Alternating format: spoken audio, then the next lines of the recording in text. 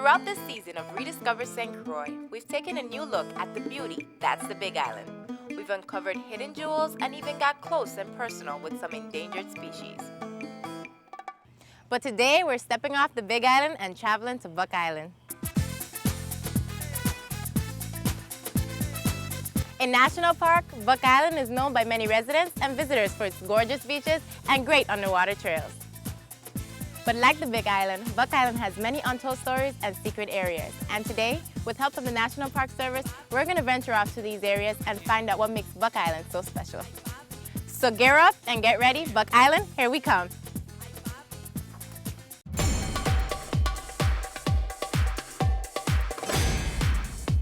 Good day, Superintendent. Good morning. How are you? Good day, Sandy. How are you? Good morning. So what are we doing today? We're going to Buck Island Reef National Monument. You ready? Yes, I'm ready. Let's go. Let's go. Sure.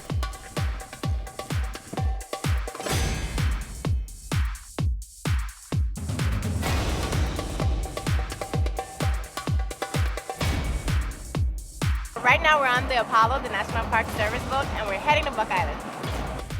Not quite. There is something I forgot to do. Now I'm ready. With my life vest on, we can now get this Ranger boat moving. The trip from the Green Key Marina to Buck Island doesn't take long. With Superintendent Tutine at the helm, the Apollo zips across the water on this beautiful day. In no time at all, we entered the site of the National Monument. Established in 1961 by Congress, the Buck Island National Monument attracts thousands of visitors to St. Croix each year, and I'm included in that group. But although I've been to the island on several occasions, I've never gone on an island tour with the National Park Service. Janeisha, welcome to Buck Island Reef National Monument, and you can take off your life jacket because we're inside the underwater trail Lagoon. Okay. All right, so let me take that from you. The water is so beautiful. I want to jump in. I know, it's absolutely gorgeous. But here in the lagoon at Buck Island, we're in about 8 to 10 feet of water. Okay. And what you're seeing now is just the sunlight going down through the water and turning it into these beautiful tropical turquoises that we are so used to. And that's what you see at Buck Island. You'll see all the different shades of blue out here. It's So amazing. this is the first thing that people see when they come to Buck Island. What do you think? I think it's amazing. I've never been to this part of the island before. I mean, about how large is the island? Buck Island is 176 acres, so it's not very big when you compare it to our St. Croix.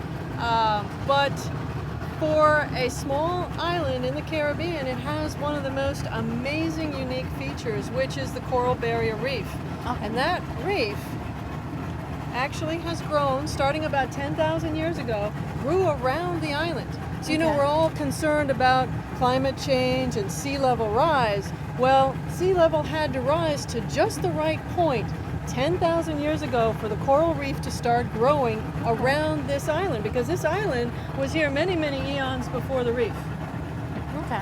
And so once sea level got to that point where sunlight and wave energy made it just perfect for corals to start growing, that's how Buck Island got the reef in its name. Okay, so it's the Buck Island Reef National Monument. National Monument. And you know why it's a national monument? What's that? Instead of a national park. And this goes along with a couple other national monuments, like Washington Monument in D.C. is a national monument. Mount Rushmore is a national monument. Those are unique features. Buck Island's unique feature is the reef. And that's what we see bordering. And that's what we're seeing That's right amazing. now. And that's also what's making it so calm. I mean, you and I are just standing here totally calm right now. And the boat's swimming. Because that reef is doing so many things. It's creating a very intricate home for all the fishes and the invertebrates, the urchins and the sea fins and crabs and all those kind of critters. But it's also taking the wave energy from the ocean and slowing it down and protecting the island. What else does the reef do in terms of like natural storms for the well, island? I can tell you a perfect story. That reef right there that we're looking at, you can see a bunch of the coral, not stone, because it's all made by a living marine invertebrate. It's sticking up in funny positions. When Hurricane Hugo hit St. Croix in 1989, just imagine, like 500 of the biggest bulldozers you could imagine plowing that reef up, starting at 25 feet deep in the water and pushing that coral reef towards the island. And the reef was standing strong, but not strong enough. We actually measured a change in the width of this lagoon. Okay. That where the reef was before Hugo and where the reef was after Hugo was 90 feet closer to the island. Wow. And even our sailboat captains have told us, you know, man, we got to tack many more times to come up the lagoon now because it's so much narrower. But Mother Nature is an incredibly powerful force. But that's probably the biggest story for this reef. Besides its age, it's one of the longest living organisms. Okay, continuously living in place. Like, could you imagine being 10,000 years old? No. No. And, you know, there it is, and it keeps replenishing itself, but it has a lot of things against it. And we as managers are working, you know, to see how we can make things, keep things as good as we can out here. Okay. It has held on and created this lagoon so that where we're going now is up to the underwater trail, where our first-time visitors, oftentimes to the Caribbean, make their first visit to the Caribbean Sea at the underwater trail. The underwater trail at Buck Island is a world-famous trail. It's a part of the monument, aside from the beach, that many people know about and have experienced. Unfortunately, I didn't bring my snorkeling gear, so I'll have to experience this part of the monument another time. This is the underwater trail. This is the world-famous underwater snorkel trail. Okay. The park was established in 1961, and actually people have been coming here commercially since 1931. Wow. But this is, when you talk about the #1 tourist destination on St. Croix, and now Travelocity has rated us #1 in the world as far as eco travel. The underwater snorkel trail is a self-guided tour that has sign underwater next to the coral that it's referencing. And it's a marked trail. It's a couple hundred yards long. Okay. And it takes a beginning snorkeler or beginner about 15 to 20 minutes to do. Okay. It's really beautiful. You're going to see the various coral, elkhorn, staghorn, a lot of brain coral. When you look down here, you can see some elkhorn coral mixed in with brain coral. So it's, as Zandy stated, it's a living reef. It's almost like being in an aquarium. The underwater scenery is breathtaking. In addition to swimming in clear, warm waters, snorkelers are taken into a forest of coral where they can come close enough to almost touch the underwater sea life. What they'll do is they'll go through as a group, one guide and 6 people, and they're going through the grottos.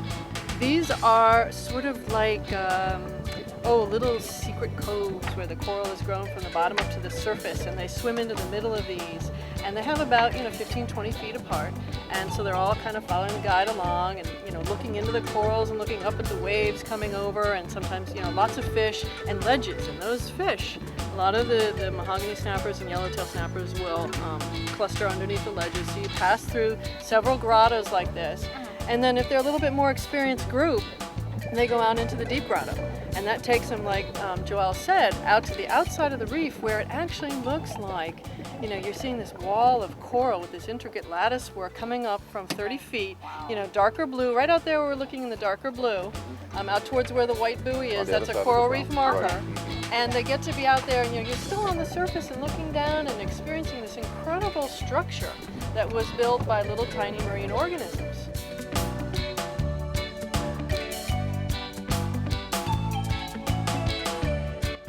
The average depth here is about 8 feet. Okay. But then as you go out beyond the reef, it drops off to about 25 feet. Wow. And that's where you see the larger sea life, like the hawksbill turtle or the reef sharks. It's the barracudas are very prominent here. But not to worry, we haven't lost anybody yet. Yet? Oh, I hope not ever. Okay, so what are some ways you guys protect this area so that tourists will forever have some place to visit?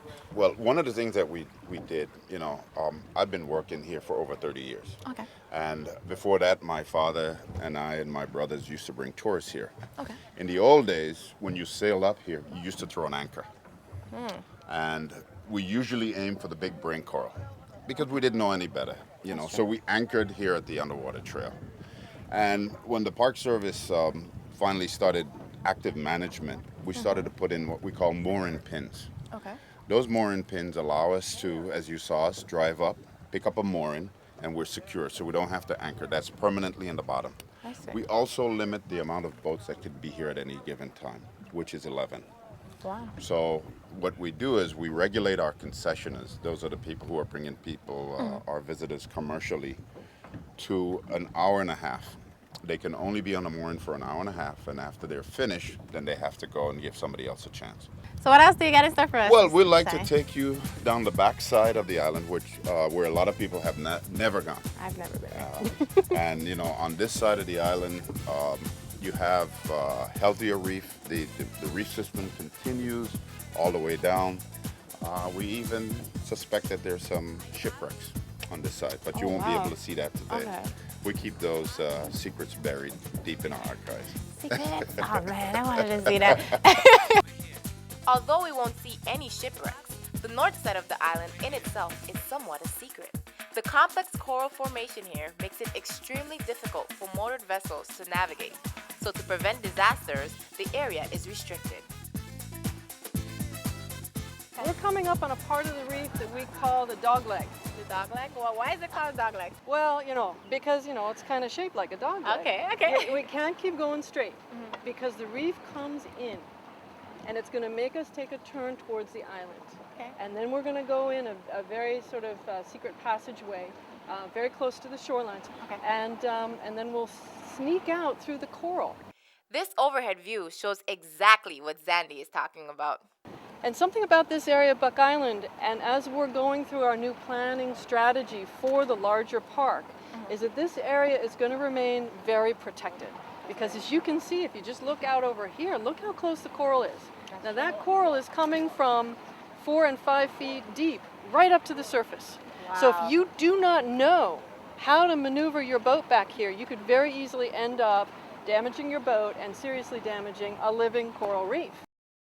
Other secrets of the north side are the loafing areas and nesting site of several bird species. You see the white on the rock there? Yeah. That's where the frigate birds will roost during the daytime. Okay. You know the frigate bird, the big black wing bandit of the sky, they call him?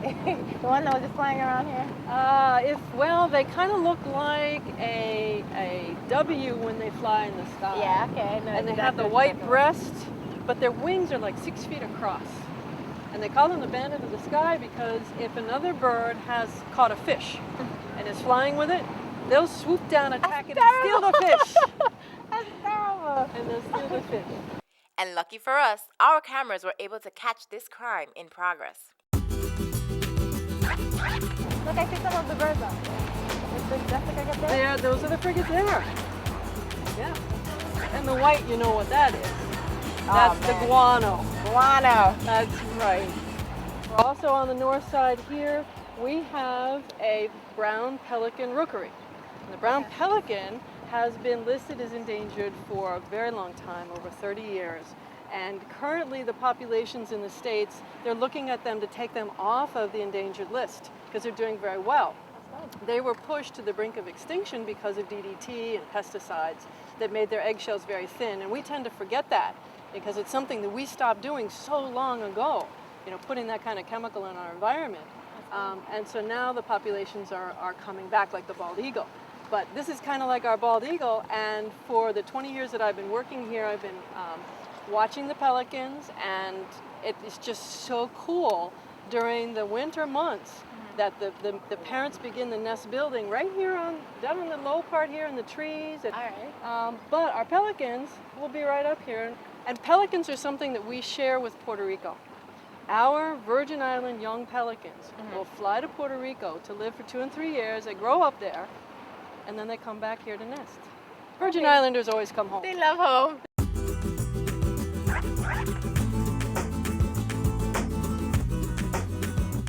Now what we see here is a nesting site for brown pelicans. The birds you see with the white tipped heads, those are the baby pelicans. When the adult birds swoop in, the fledglings will bang their beaks together as a means of asking for food. If the parent has a catch, the young pelican will literally go down the gull of the adult and feed. That's what you're seeing here. It looks painful, but I'm sure they're fine with it.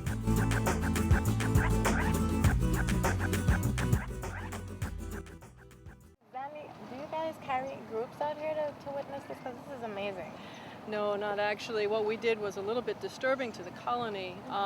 What we come out and do monthly monitoring so that we're counting how many nests, how many adults, how many chicks, and then it's most important, especially for these protected species, is how well they're doing, how successful was their young, how many little pelicans are getting off Buck Island, and that's a critical thing. So this year we had about 35 nests with maybe 2 chicks successfully fledging out of each one of those. So it was a very, very good year for them. Some of this we're attributing to a better food source for these guys. When the park became a marine protected area in 2001, and then we put the regulations in place in 2003, that left a lot more of the little tiny minnows for the pelicans to forage and then to bring back and feed the young. So we're hoping that as we continue, there's a lot of space for a good-sized colony here. We've had up to 100 nests in the past. So we're hoping to see that trend keep going.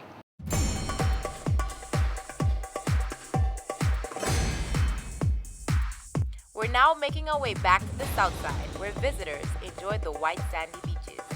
We've seen and learned a whole lot from our boat tour, but now it's time to go on land and explore the island. It seems that the best way to explore certain places is to go on a hike. So up the trail we go. So we've done a little bit of hiking and we had to stop because there's something that's so intriguing behind of us. We have a salt pond, and Mr. Toussaint, how did this pond end up here? Well, it's natural. It was a salt pond for many years while Buck Island was forming. It got closed off from the sea, so it's completely encased. It's freshwater fed. And how big is that, Andy?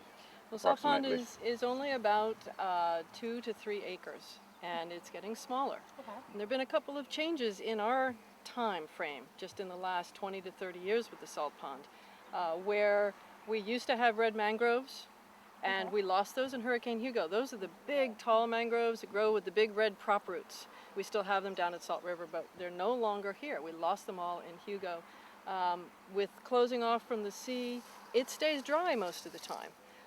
But right now you can see that it's wet. We had a couple of days of rain, evening rains, and it really catches and holds it. We get a lot of fantastic birds here, the white-cheeked Bahama pintail, beautiful duck. The male has a blue beak. We have a lot of terns and stilts that will come and they'll forage in the sediments.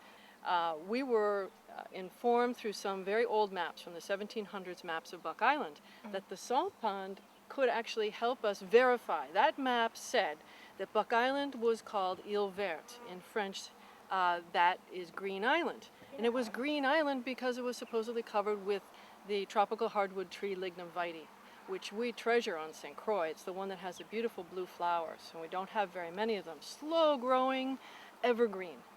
But the French said Buck Island was covered in lignum. So we're planning a new study to look at the sediments in the salt pond, actually take cores of the sediments and go back 2,000 and 3,000 years and have the salt pond tell us, verify for us, was this island truly covered in Lignum vitae by looking at the pollen sample. Wow. So we're looking forward to that. So the salt pond is a story itself about how it's catching the rainwater, protecting that island dirt from not washing out into the reef. But at the same time, while it was catching that dirt, it was holding a story for us to investigate.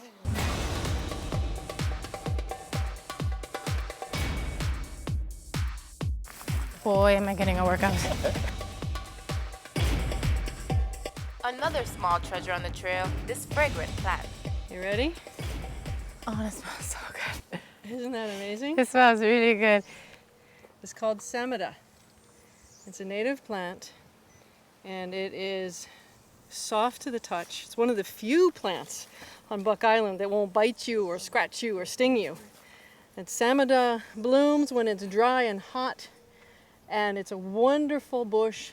It's slow growing like most of our tropical plants, but it's the most amazing smell. It's like a cross between jasmine and orange, isn't it? That's the first thing that came to mind, jasmine. It is so soft to the touch.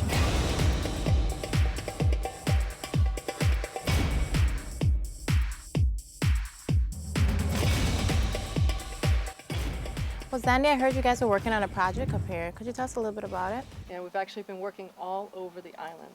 We affectionately call it the Non-Native Invasive Plant Project, which means plants that aren't supposed to be here, that have been brought by humans over the years. A lot of them from Africa, from the South Pacific.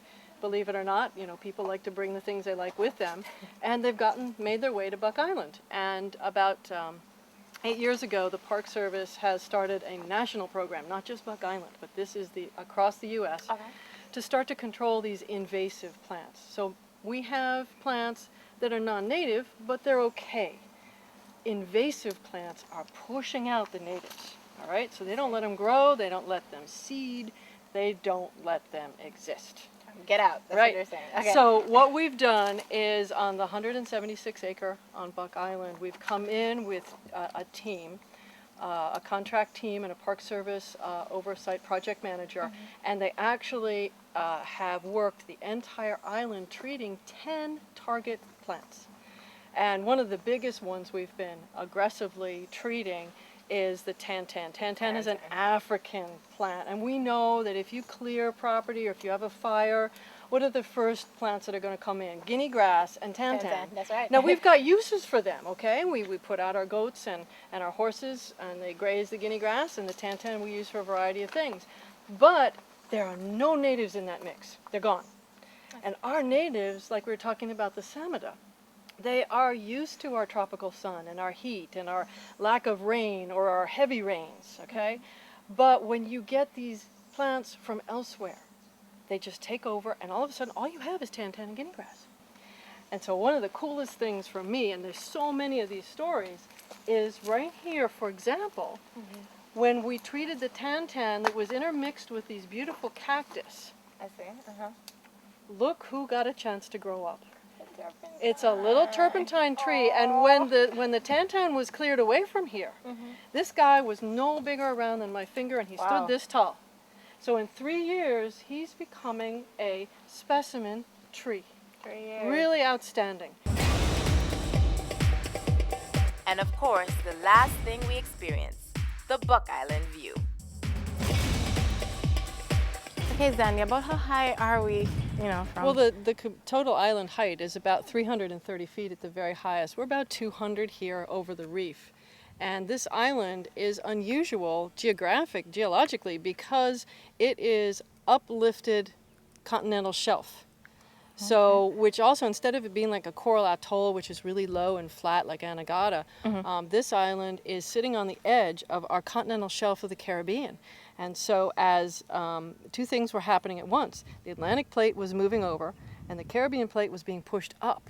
So when we looked at those rocks and they were all in that sort of vertical orientation, like layers of a cake on an edge, that's what we were seeing. So here we are, and we are still, this landmass is all part of St. Croix. It's all contiguous, so we can actually, there's certain places in town you can stand, you can see the connectedness of the islands. So you've got sea level rising, and the island on edge, and through time and weather and rain, it's wearing and producing soil, which has allowed the plants to colonize. But Buck Island is pretty unusual. It's a very large island, and it's very, very tall. And the other fantastic thing about St. Croix in general is that you look right out there, and it drops off into some blue water. And it's right here in the park. We believe at Buck Island we have some of the deepest water in the national park system. It goes down to almost 5,000 feet. Oh, that's deep. So again, that edge of that continental shelf is right here, right at the edge of St. Croix, and which gives us a very limited shelf resource for fishing, but it also gives us amazing mineral uplifts and nutrient uplifts from the deep ocean water. It's just right out there is 5,000 feet of water. The second deepest point in the world's ocean is halfway between us and St. Thomas. Huh, that's pretty unique. It is a very unique situation.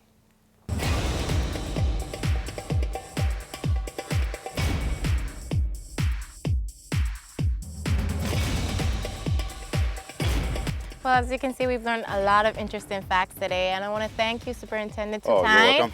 as well as you, Zandy. It was an You are interesting, so amazing experience, and now we're going back to the boat, back to the Big Island. All right.